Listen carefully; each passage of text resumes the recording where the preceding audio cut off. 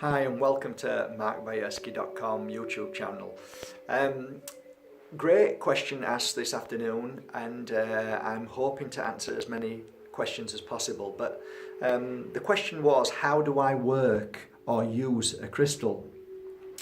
Again, I take a 4-day crystal healing course to explain all these things, so it takes so long. So to really bring it down to a few minutes is quite difficult, but I will do my best. Crystals are always best when they're close to the body.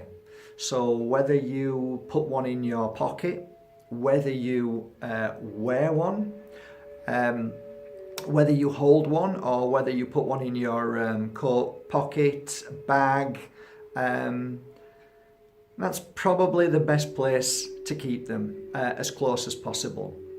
The energy of crystals really should be in and around your aura or life force, chi or prana, whatever you want to call it. This what makes us who we are, and the energy that we vibrate, energy that we create all around us needs cleansing and clearing from mobile phones, computers, people, bad situations, and all that kind of bad foods and all of these things. They are what we call blocks. That's what people use, blocks. Blocks means that something isn't flowing through the spiritual core, which then causes physical issues. Crystals, to me, if you ask me how I like to work with them, I like them to be pretty much round the heart energy, around there. So where my chest is, right in between there.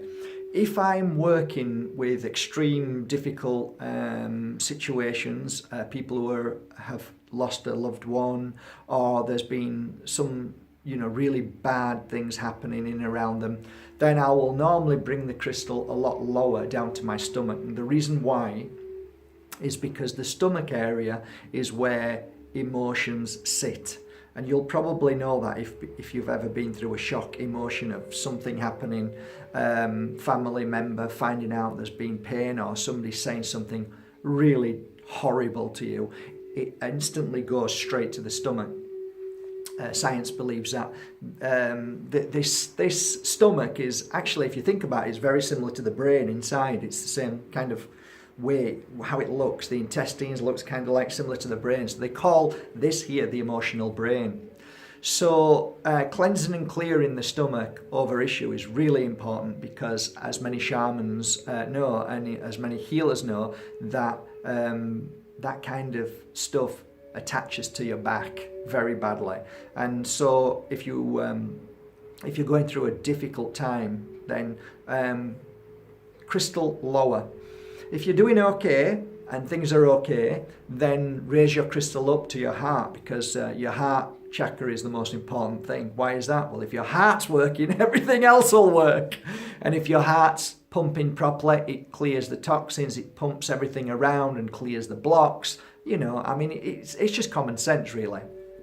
Me, when I work on my third eye, I quite simply lie down and place the crystal on my third eye, and that just helps cleanse and clear and awakens the third eye. That too on my throat chakra as well. Take the crystal off, place it in your hand, and just close your eyes and feel the energy cleansing and clearing the whole of your body as well. That's something else you can do. There are many different ways of using a crystal. These are just one or two ways, but the bigger the crystal, I think. I have 3 types of crystals. I have a pocket crystal, I have a wearing crystal, and I have a room crystal.